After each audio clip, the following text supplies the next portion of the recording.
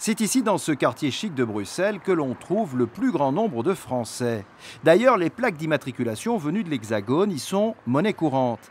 Alors pour les commerçants belges, habitués à nos compatriotes les plus riches, la demande de naturalisation de Bernard Arnault ne laisse aucun doute sur ses motivations. C'est pour la chaleur des Bruxellois, le bien manger et peut-être aussi à cause des impôts en France. Merci Monsieur Hollande. Car même si Bernard Arnault se défend de vouloir s'exiler fiscalement, dans le royaume, ce sont bien les Français qui achètent les plus belles maisons, celles à plusieurs millions d'euros. Le plat pays accueille en effet de nombreux héritiers des dynasties de la grande distribution comme Auchan, Darty ou encore Carrefour.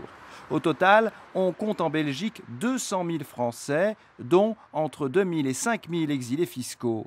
Alain Lefebvre est l'un d'entre eux. Il est à la tête d'un magazine franco-belge et depuis l'élection présidentielle, il est appelé par ceux qui cherchent à fuir la taxe des 75% et aussi une certaine ambiance en France.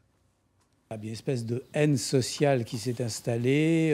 On en veut beaucoup aux riches, entre guillemets, alors il ne s'agit souvent que d'entrepreneurs et de gens qui font des choses. Pas forcément riches à millions et à milliards. Il n'y a pas que des Bernard Arnault.